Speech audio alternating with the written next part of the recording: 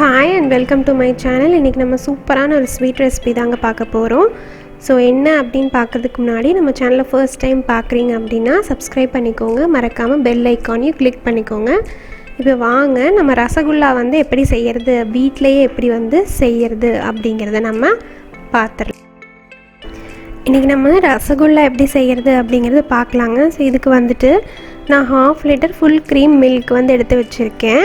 அதுக்கப்புறம் 2 டீஸ்பூன் வினிகரை நான் டைல்யூட் பண்ணி வச்சுருக்கேன் தண்ணி ஊற்றி. ஸோ ஃபஸ்ட்டு நம்ம 1/2 லிட்டர் பாலை நல்லா காய்ச்ச போகிறோம். காய்ச்சிட்டு நான் ஆல்ரெடி உங்களுக்கு ரசமலாய் ரெசிபி செய்யும் போதே சொல்லியிருக்கேன் எப்படி பால் உடைக்கிறது அப்படின்னு சொல்லிவிட்டு, அதை பார்க்கல அப்படின்னா நீங்கள் அதுலேயும் பார்த்து தெரிஞ்சுக்கோங்க.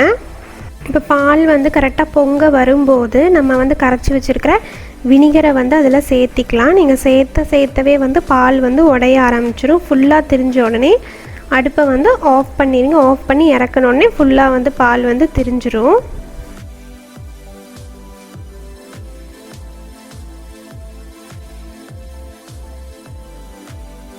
இது வினிகர் இல்லை அப்படின்னா நீங்கள் லெமன் ஜூஸ் கூட இதே மாதிரி டைல்யூட் பண்ணி யூஸ் பண்ணிக்கலாம். பட் வினிகர் ஊற்றினா இன்னும் கொஞ்சம் பெஸ்ட்டாக ரிசல்ட் கிடைக்கும். அதனால் வினிகர் யூஸ் பண்ணியிருக்கோம். ஸோ இப்போ நம்ம திரிஞ்ச பாலை வடிகட்டிக்கிறோம். அந்த தண்ணி எல்லாத்தையுமே நம்ம ஸ்குவீஸ் பண்ணி எடுத்துடணும். அப்போ தான் நமக்கு கெட்டியாக அந்த பன்னீர் வரும். ஸோ அதுக்காக ஒரு கிளாத் நான் எடுத்து வச்சுருக்கேன். ஒயிட்டாக ஒரு கிளாத் எடுத்துகிட்டு அதை வடிகட்டிகிட்டு இருக்கேன்.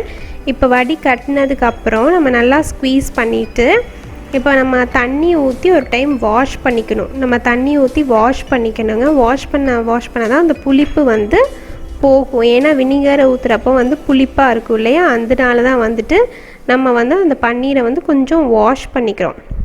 வாஷ் பண்ணிட்டோம் அப்படின்னா அந்த புளிப்பு டேஸ்ட் நமக்கு போயிடும். அதுக்காக வாஷ் பண்ணிவிட்டு அதே மாதிரி நல்லா ஸ்குவீஸ் பண்ணி நம்ம கட்டி ஒரு 1/2 மணி நேரம் வச்சிடணுங்க.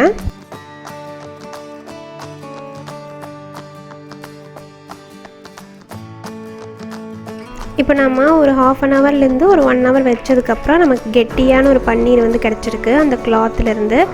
ஸோ அதை நான் ஒரு பிளேட்டுக்கு ட்ரான்ஸ்ஃபர் பண்ணிக்கிறேன். ட்ரான்ஸ்ஃபர் பண்ணிவிட்டு இப்போ நம்ம நல்லா அதை பிசையணும். நம்ம எவ்வளோ பிசையிறோமோ பிசைய தான் உங்களுக்கு ஒரு சப்பாத்தி டஃப் மாதிரி ஆகும். அப்போ தான் நம்ம ரசகுல்லா உருட்ட முடியும். ஸோ நம்ம நிறையா நேரம் பிசைஞ்சிட்டே இருக்கணும். இந்த மாதிரி இழுத்து பிசைஞ்சிட்டே இருக்கணும். நம்ம 1 லிட்டர் பால் ஊற்றணும்.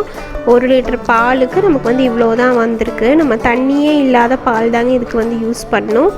அப்போ தான் இது நல்லா நமக்கு நிறைய பன்னீர் கிடைக்கும். நம்ம தண்ணியான பால் யூஸ் பண்ணோம் அப்படின்னா கிடைக்காது. இப்போ அது கூட நான் ஒரு 1 டீஸ்பூன் கொஞ்சமாக ஒரு மைதா சேர்த்திக்கிறேன். மைதா எதுக்கு அப்படின்னா பிரியாமல் வரணும் இல்லையா, அந்த ரசகுல்லா நான் பிரியாமல் வரணும் அப்படிங்கிறதுக்காக கொஞ்சமாக மைதா சேர்த்திக்கிறேன். சேர்த்துனோம் அப்படின்னா பிரியாமல் வரும். இப்போ ஒரு அளவுக்கு ஒரு சப்பாத்தி டஃப் மாதிரி நம்ம ரெடி பண்ணிட்டோம் பிசைஞ்சு. அதுக்கப்புறம் நம்ம சின்ன சின்ன பால்ஸாக போட்டுக்கணும். ஏன்னா நம்ம சுகர் சிரப்பில் நம்ம போடும்போது டபுள் த சைஸ் ஆகிடும். அதனால் சின்ன சின்ன பால்ஸாக உருட்டிக்கோங்க.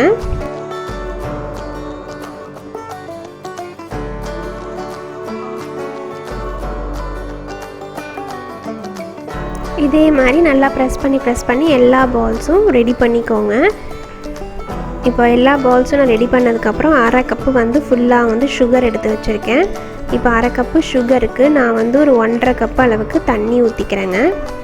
1/2 கப்பு தண்ணி ஊற்றி அதை நல்லா டைல்யூட் பண்ண போகிறோம். டைல்யூட் பண்ணால் தான் நமக்கு சுகர் சிரப் கிடைக்கும்.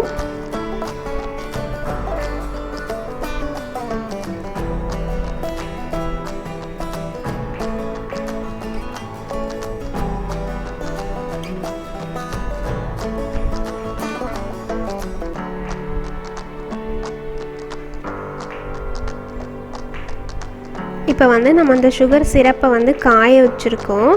கொஞ்சமாக அந்த சர்க்கரை கரைஞ்சிடணும். சர்க்கரை கரைஞ்சதுக்கப்புறம் நம்ம எடுத்து வச்சுருக்கிற பால்ஸை அதில் போட்டு நல்லா நம்ம வேக வைக்க போகிறோங்க.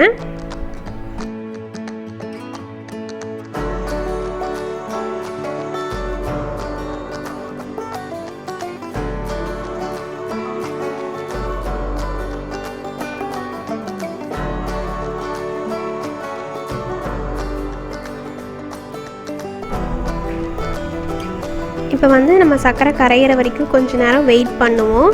ஸோ வெயிட் பண்ணதுக்கப்புறம் நம்ம வந்து ஒன்று ஒன்றா போட்டுக்கலாம். இப்போ கீழே பார்த்திங்கன்னா சர்க்கரை இல்லை. இப்போ நான் ஒவ்வொரு பால்ஸாக வந்து அதுக்குள்ளே போடுறேன்.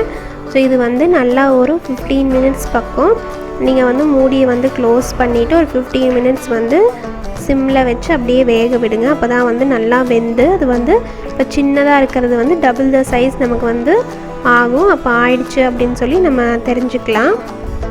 போட்டுட்டு நம்ம வந்து ஒரு நாளாவது அந்த சுகர் சிரப்பில் வந்து நல்லா வந்து ஊற வைக்கணும். அப்போ தான் வந்து நெக்ஸ்ட் டே வந்து சாப்பிட்றதுக்கு வந்து நல்லாயிருக்கும். இப்போ பாருங்கள் கொஞ்சம் கொஞ்சமாக வந்து அது பெருசாகிட்டே வருது. இப்போ ஆல்மோஸ்ட் வந்து வெந்துருச்சு. நான் ஒரு 15 மினிட்ஸ்க்கு அப்புறம் தான் காட்டுறேன் உங்களுக்கு. ஸோ ஆல்மோஸ்ட் வந்து வெந்துருச்சு. ஸோ கொஞ்சம் நேரத்தில் வந்து நம்ம இறக்கிடலாம்.